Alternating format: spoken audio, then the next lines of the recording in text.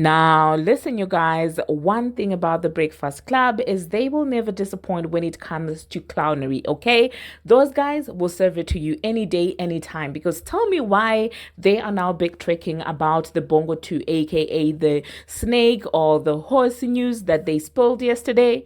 We're also going to be discussing about this entire situation with Jatavia and, of course, the Billboard entry, as well as the, scary situation that's now happening between Drake and, of course, Kendrick Lamar. Now, these are some of the things that we will be discussing in this video. Hello, tea lovers, and welcome to the tea blog. I trust you guys are doing well, and I trust you are doing great. Personally, I am doing great, you guys. I am doing extremely amazing. And without further ado, let us dive straight into today's tea.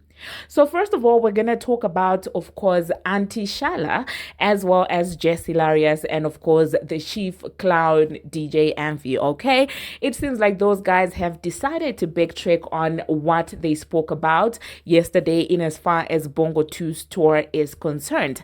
Now, for those of you who did watch my previous video, I spoke about how some of the tickets were being sold for as little as $20-something.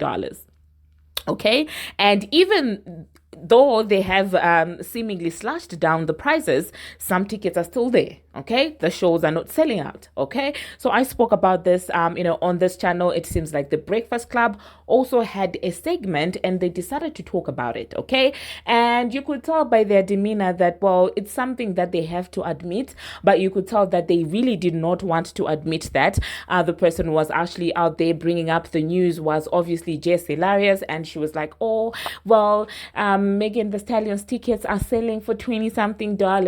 Oh, they should take advantage of it. Oh my goodness.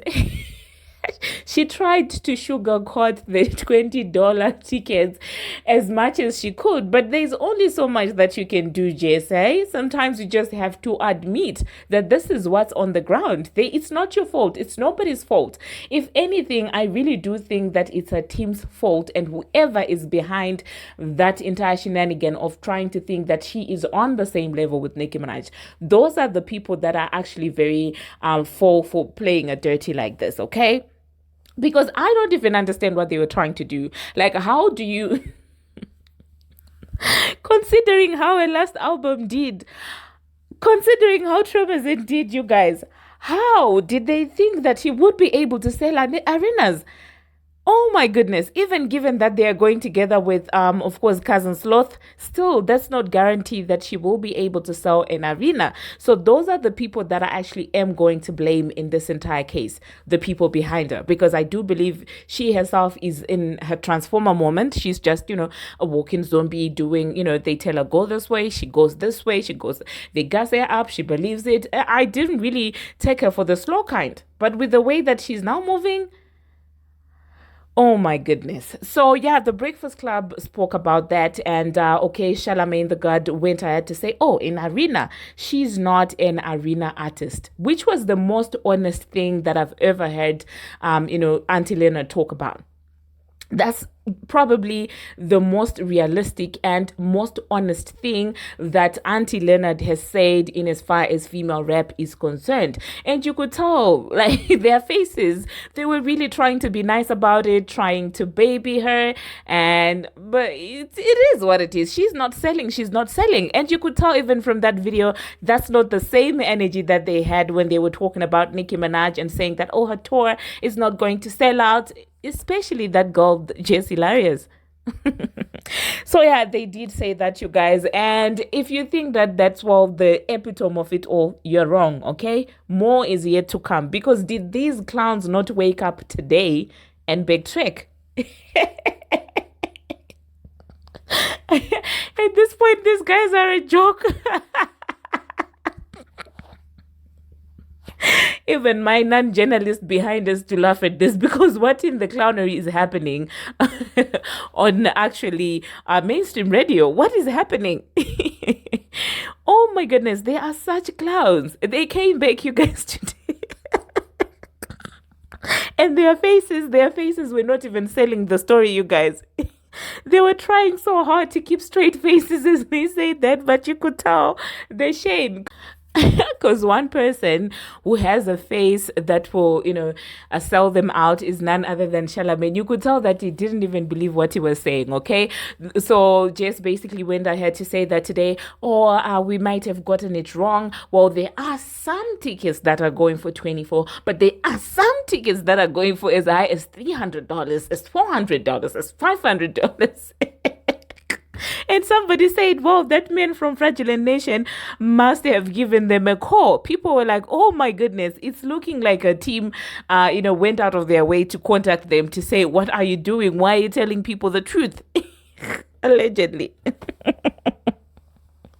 And Charlemagne the God said, oh, well, if she is selling out tours, then she is an arena artist. The delusion that these people have is insane, you guys, okay?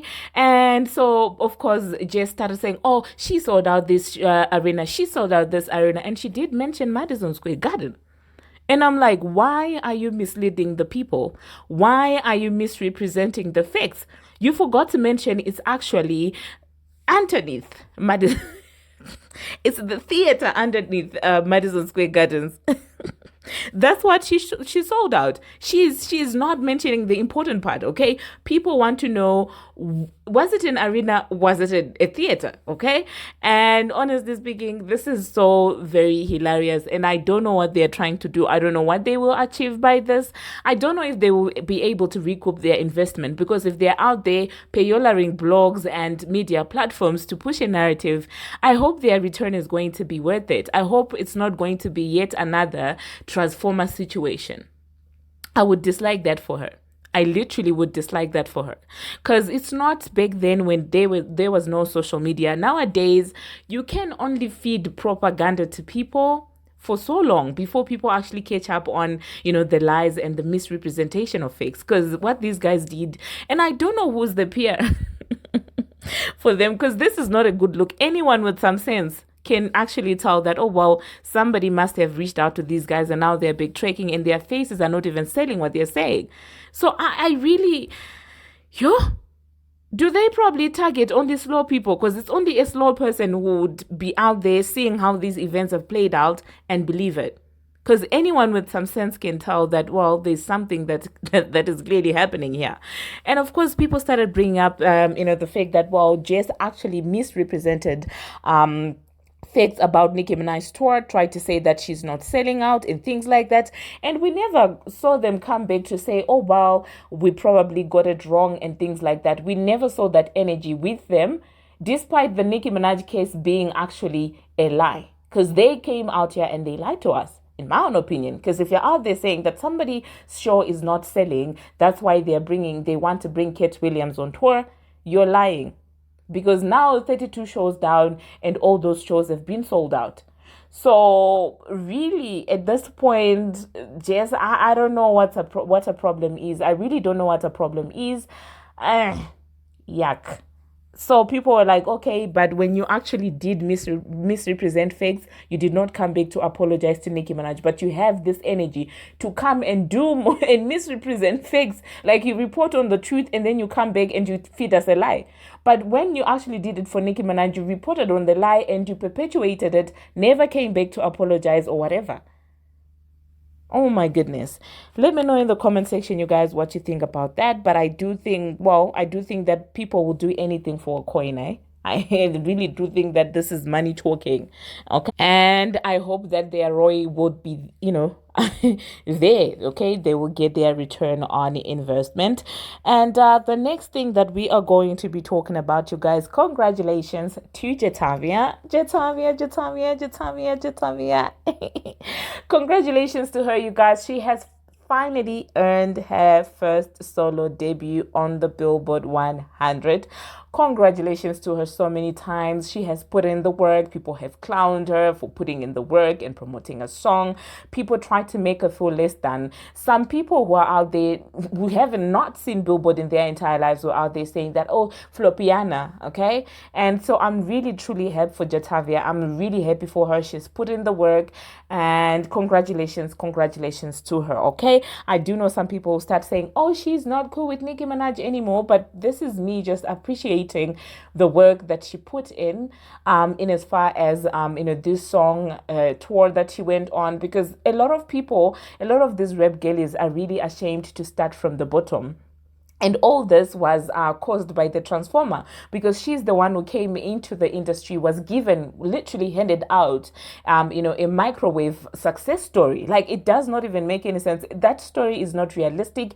And it seems like all these other girls that were coming and are still now coming in rap are now really thinking that, well, this is the only way that you can be successful. They think that success is overnight. And I do believe it has, messed with their minds a little. That's why they're out there mocking Jatavia for, slowly climbing up the charts and slowly building a fan base. They think that everyone's success is going to be like the fake success that the transformer was given, okay? But you know what? See what happened to, the transformer success. She's out there now flopping. Okay, so that's what happens when you manufacture success artificially and it does not exist. Anyway, you guys, moving on to the next thing that we are going to be talking about. We're going to talk about Drake and this entire Kendrick Lamar issue.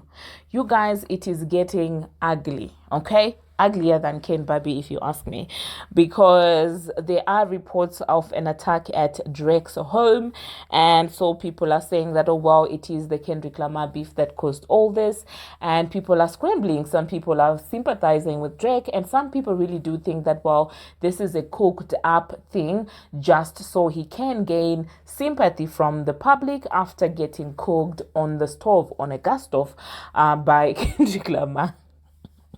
That's what people are saying, okay?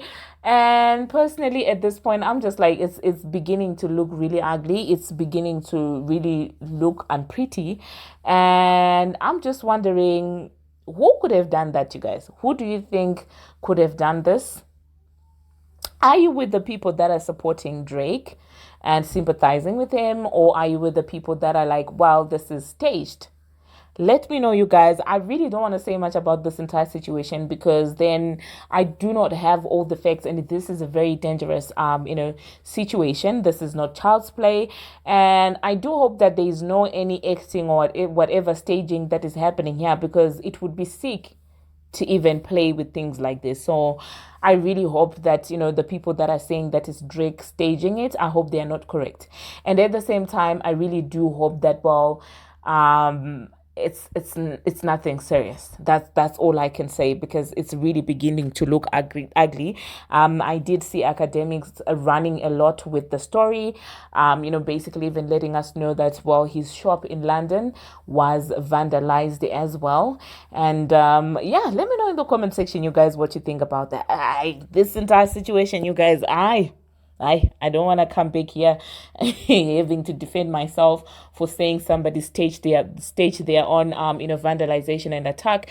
And at the same time, I also don't want to come out here saying that, oh well, it had nothing to do with Kendrick Lamar, after maybe it does come out that, well, it's a staged thing. So with this thing, I'm sitting on the fence. I'm sorry, I'm just gonna sit on the fence.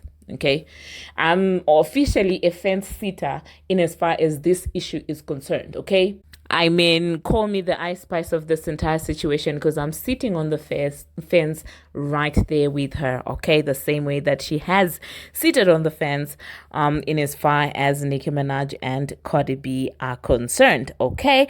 Now, the next thing that we are going to be talking about, it seems like Chameleon had some words for Megan Thee Stallion, and she does believe that, well, there was not much that was done in as far as that freestyle of hers is concerned.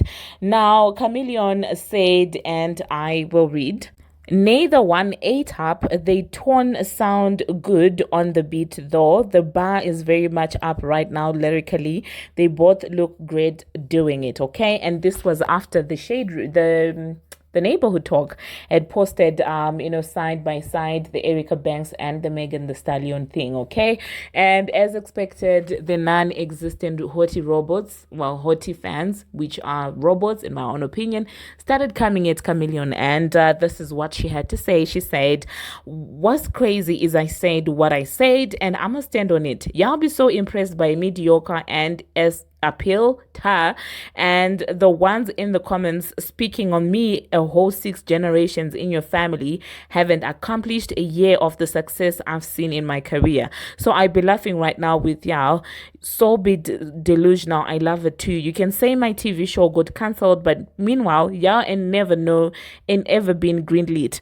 The ones who know I get in that pain know what's up with me. This Florida ish hit different bookie behind. But and I'm just like, oh my goodness, she's not playing. And I do feel like in as far as Bongo 2 is concerned, lyrically, yeah, she can. I'm trying to be nice and I'm struggling doing it, you guys. I don't want to come here and lie on you, but that freestyle was not it. Let me stand on what I said yesterday. I was really struggling to be nice, but then I realized I'm about to become Charlemagne the God. Let me not do it. When she does rap nice, I will let you know. As it now and as it that as far as that freestyle is concerned, same flow, different beats. Like I said yesterday, I don't know. I was just trying to be nice, you guys, but. I've got nothing nice to say, so I'ma just keep quiet, okay? Thank you very much, you guys, for watching, and thank you very much for making it this far. If you haven't already, what are you waiting for? Smash that subscribe button and do turn on the notification bell so that you will be notified each and every time that I post. Do expect another video in 6 hours, okay? That's how we're doing it. We're back to the normal schedule. After every 7 hours, you get a video. After every 7 hours, you get a video. But I posted this one late, so after 6 hours, you will see another video, okay? So please just keep refreshing your page and sharing with your friends and commenting in the comment section, because no matter whether your opinion is different from mine, I really want to hear it, okay? I might laugh, I might put some emojis, I might call you delusional, I might do all that in the comment section, but it doesn't mean that I don't respect your opinion. It's just us, Kiki King. The same way you can hop into the comment section and say that, oh, I'm a hater if my opinion is different to yours. Okay, you're allowed to say that, and I'm allowed to laugh back. Okay, so as long as we're keeping it respectful, I don't think there's an issue there. Okay, so bring it on. Okay, bring all your comments in the comment section. Until my next one, see you.